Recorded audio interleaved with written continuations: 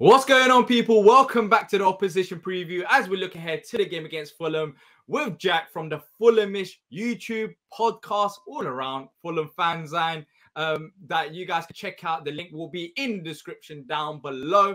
Look, Jack, both sides, thank you for coming onto the channel. Both sides have done relatively okay, considering that we stayed up. For Palace side of things, maybe we would have expected a bit more.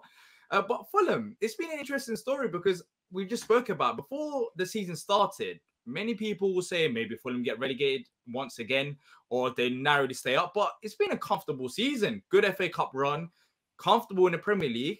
What has changed with this Fulham side that we've seen with the likes of in the past, where Fulham have struggled quite a bit while spending money? Well, I think the main thing about it is, we've got things wrong the last couple of times we've got promoted. We've spent too much money on kind of players who aren't Premier League experienced, and then the time after that, we didn't spend enough, and we relied heavily on the loan market, and neither of those strategies worked. And I think we kind of finally found a way to kind of get the most out of both those, both the transfer market and the loan market. And a lot of credit also has to go down to Marco Silva, the manager. He's getting the best out of players who people probably deem aren't good enough. Tim Ream, for example, even at the start of the season, full of ads, I think indicate he's probably going to be out the team. He's come in and he's been fantastic. We've signed players, Premier League experienced players who maybe again are past it. So the likes of Bernd Leno, the likes of Willian, who we weren't really. Bernd Leno we were kind of convinced, but Willian we weren't too sure. Andreas Pereira is another one. And they've all come in with a point to prove, and they've all proven that point. And he's managed to keep a core group of the players who were good last season in the Championship and just add to players in and around just Premier League experience and quality. And the expectations have been fulfilled massively. Yeah. So talking about some of those players, Willian, Leno, or even Pereira, for me personally, as a neutral looking at from the outside, I feel like you guys need to strengthen next season, because if you keep the same squad, I don't know how you think about the situation. It might become a bit too predictable, or maybe still, because some of these players have overachieved this season based on what I expected in the first place, and maybe what Fulham fans expected as well. So looking ahead to the next season, now that you've stayed up and potentially top half finish, which is kind of incredible, what do you have to do in the summer to make sure that you don't fall back down? What do you think it needs to be? Is it just the players, or do you think the same group of players can run out next season and get similar results? I think the first thing is we need to tie Marco Silva down to a long-term deal. There's been rumours about the Tottenham job and this, that, and the other. So hopefully we can tie him down, because he's even Palace. I think we were linked with him like the other day, which I don't know why he would come to Palace. Yeah, from Fulham. Yeah, he's the key member of all of this. So we need to tie him down to a long-term deal. Since Shahid Khan, the chairman's come in, he's been looking for this. A solid season in the Premier League and a foundation to build on, and we finally got that with Marco Silva. So the first thing is he needs to be tied down to a new deal. And I think it's plugging gaps. I've just praised Tim Ream, but you probably need someone who's gonna maybe not replace him next season, but someone who maybe is a bit younger and can then kind of fall into his shoes. Again, I mentioned Pereira, but he's got no real options to replace him. We've relied on the same kind of 14, 15 players this season. And it was going really well. And then in February we were in the top 6, and there was some even outside charts of Europe, which I was thinking, let's calm down a minute. But then obviously at the time, sorry to cut you off, did you actually think that you could potentially get European football?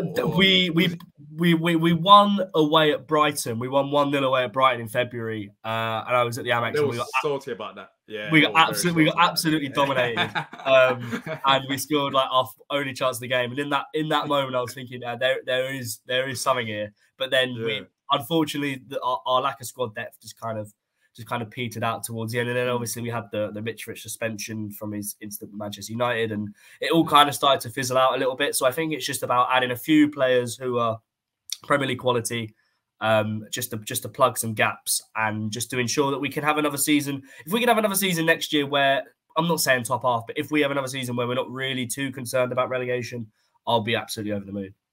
Yeah, you have to build up. Look, Palace, I mean, we've been in the Premier League for like nearly 10 years now, or it might be our 10th season. Always forget. And during that period, majority of the time, we've been trying to, stay up. That's the main focus. Firstly, you have to stay up. Then afterwards, you just have to build a squad as it is. And just to get your thoughts on Palace, I mean, look at some of the players that we have. It took a while, but Eze, Elise, Gahey, Anderson, who was with you guys, I think he's a fantastic defender, and I think he has improved ever since he's joined from Fulham as well over the period of time. So he's improved as well. What do you make of Palace side of things this season? We sacked our manager Vieira, brought in Roy Hodgson, once again another Fulham connection. We've got a lot of connections between Fulham and Palace. And it seems like we've stayed up. But as a neutral, did you expect a bit more from Palace this season? Well, it was interesting because one of my closest mates is a Palace fan, so I got to quite a few Palace games last season, and I watched you guys under Patrick Vieira, and I thought there was a kind of similarly to Fulham. I thought there was a real project that was being built there under Patrick Vieira, and you're getting all these young players in who are going to grow, as you said, Joachim Anderson, Mark Gay, Elise, you've got Eze, even Cheick Doucouré and players like that. Just players who you can kind of build a squad around, and it didn't really work out. The signing of Roy Hodgson, or the reappointment of Roy Hodgson, I'm sure it surprised you. It certainly surprised me when he came in. But to be fair to him, he's come in and he's done the job necessary, and he's got players like Eze ticking, and he's looked really good over the last few weeks or so. Whether he stays next season or not is another story, and you'll probably know more on that than I will. But I think it is still a pretty exciting time to be a Palace fan, and I think that, like I said, you've got those players who are only going to get better, and then obviously there's still question marks over Wilfried Zaha, whether he'll stay or not. But I think there's a real solid foundation at Palace, and there's a lot of really exciting players there. So let's say that Roy Hodgson stays on. What will be your reaction? Because as Palace fans, there's a bit of a divide. Some people don't mind it for another year. Some people are saying that we should move on from him. But as a Fulham fan, if you just woke up tomorrow morning and you see that Roy Hodgson signs a 1-year extension at Palace and is staying on for next season, what would be your immediate thoughts about it? I mean, to be perfectly honest with you, I'd still be pretty shocked if he signed on for another year. Personally, I think that obviously he's done the job that he was there to do to keep you guys up. But I don't know, if you look into the future and trying to build on something, is having someone who probably should be retired at this point at the wheel the way to go about things? Probably not. But again, I guess it's that also who else would be available? Who else could potentially go to Crystal Palace? That is the other side of things. Yeah, I mean, there are managers available right now, and my biggest question mark is if we can't attract those managers now, what's going to change in a year's time? Because we've, Brendan Rodgers, Premier League experience, or Graham Potter, Premier League experience. We don't know where they'll end up, but there's other managers abroad that's also available. So I think there's been managers that we've been linked with. So my biggest question as a Palace fan is, if we keep Hodgson for another year, what's going to change? I mean, we've seriously considered sacking Vieira at the start of February last year in 2022. So if you're telling me in about 2 seasons we can't think of a manager, it takes us 2 whole seasons to change managers and bring in someone new apart from Roy Hodgson. I think the lack of succession plan at the top is questionable. That's me as a Palace fan thinking about it as well. But I wouldn't think it would be the worst thing in the world if Hodgson was to stay. But then again, as you said, it's time to look forward. You can't always rely on Roy Hodgson to make your stable club. You want to push on, and we tried it with Vieira. It didn't work out. But talking about this game, so we're currently, I believe, 12th. We've been 12th for the last 4 to 5 months, so that ain't a shock. But Fulham 10th. Is there a sense that you might be on the beach for this game? Because I don't personally think that'll be the case based on Fulham's recent games. But there isn't really much to play for. So on the Fulham side of things, what are you looking at for the next few games? Well, I suppose for starters, we probably won't be on the beach. We actually have the opportunity to break our record points total in a Premier League season. We're 1 win away. That points total was 53, and we're on 51 at the moment. So if we can beat Palace, we'll beat that record, which was ironically set by Roy Hodgson. So it'd be quite a full circle moment for Fulham if we were to do that. So I don't think we're necessarily going to be on the beach, and I think Marco's going to want to finish the season as good as possible. We've got you guys, and then we'll all want a point to prove going back up to Man United after what happened in the FA Cup. Oh, yeah. with the collapse that happened at Old Trafford. So we're especially Mitrovic, he'll have a point to prove up there. But I think it's actually going to be a very entertaining game. We played Leicester last week and it finished 5-3, and probably one of the most ludicrous games of football I've seen live. It was absolutely mental. But obviously, I don't think it's going to be on the same lines. But I think it'll be quite an exciting game of football. I can see both teams scoring, and like as we've mentioned, you've got the likes of Elise and Eze who are absolutely fantastic, and then you've got Zaha as well. And defensively, I've Burnley has had such a fantastic season, but we always leak chances. So I guess it's just down to your front line as to whether you take them or not. So I do think it'll be quite an entertaining game of football.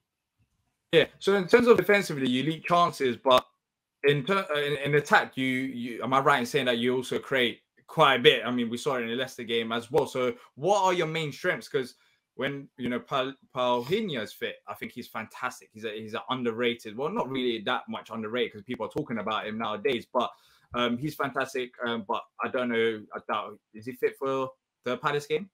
Who, Paulinho? Yeah. Yeah, Paulinho's playing. Paulinho's So back, Paulinho, so is that the main strength for Fulham in this game that Palace should watch out for? Is it Willian because he's on form as well? So what are the one thing that we should be looking out for in the Fulham side of things that you guys could potentially exploit? I think the thing with Fulham is that we actually play quite well. It's like the team plays really well, if that makes sense. It's very hard to pick out individuals. We press really well. Everyone presses from minute one. I will talk about individuals. You mentioned João Palhinha, who's been absolutely phenomenal. Yeah, arguably the best midfielder I've seen in a Fulham shirt. He's up there with Moussa Dembele. He was just absolutely fantastic. He just wins everything. That's high praise. That's very high praise. He's absolutely ridiculous the amount he wins the ball. But then have you heard of Doucouré? Pardon? Have you heard of Doucouré from Palace? You must. Cheikh Doucouré, yeah, Cheikh Doucouré. Yeah, I think you know what. Just thinking about, but I think that would be an interesting battle in midfield. It's gonna be good between them two. Yeah, I think that's that. Look, and honestly, as people, some people maybe think it's Fulham Palace. It's not gonna, but there are some individual battles, some individual areas they're talking about that could be interesting because I think Doucouré is massively underrated as well. He's had a fantastic season for us, and both of them will be great there. Sorry to cut you off. That's okay, yeah. So obviously, Paulinho, I've mentioned, he's complemented though by our other midfielder who never gets any kind of praise anywhere, Harrison Reed, who literally just runs everywhere, and he's just absolutely fantastic. He presses so well. He's added goals into his game, and he's one to definitely watch out for. But we've got players all along the pitch. You've mentioned Willian, and I've talked about Bernd Leno. If I was to maybe pinpoint another Fulham player, maybe one that Palace fans won't know too much about, it's probably Kenny Tete at fullback. He's been absolutely phenomenal for us this season. The amount of one-on-ones he wins is phenomenal, and he brings the ball forward, and he creates quite a few chances. I think he's got 4 or 5 assists this season. He's just been called up to the Dutch squad for the Nations League finals. So he's having a phenomenal season as well. But to be honest with you, with Fulham, it's probably easier to point out who not to look out for than who to look out for, because it's just been one of those seasons where everyone's just been absolutely fantastic. Just performing. Yeah, exactly. So who's the weakness in this Fulham side? Not that there is probably any, not that I can think about on top of my head. I'd say it's probably, like I said, we do leak quite a few chances. I think that's more stylistically how we play rather than personnel. Because I think the whole back four have actually had a very good season. Tete, I mentioned, and Ream's out injured at the moment, so it'll be Diop and Tosin, and then Robertson's been okay as well at left back. So we do leak a lot of chances. So I'd say that's probably our weakness. But then by that same argument, Bernd Leno's having arguably the season of his life, the amount of saves he's making. So the weakness is also partially our strength as well, because we although we concede quite a few, we probably should have conceded a lot more if it wasn't for Leno in that. Look, Sam Johnstone also, ever since he's come in from Vicente Guaita when he's been out injured, he's also been very solid in goal as well. So, for example, the Leeds game that we won 5-1, if it wasn't for Sam Johnstone, maybe in the first half we're 2-3-0 down. Yeah. So it's funny. There's a lot of similarities, and that's why I'm actually excited about this game. I'll be honest, I'm more excited about this game than I was against when we faced like Tottenham, because they're genuinely boring to watch. In this game, I feel like both sides will go at it. But Jack, talking about score predictions now, how do you see it going? You said that you could potentially beat Roy Hodgson to, have your highest ever point tally in the Premier League, but do you reckon you're going to do it? at home. You beat us already 4-0. Was it 4-0? I said us.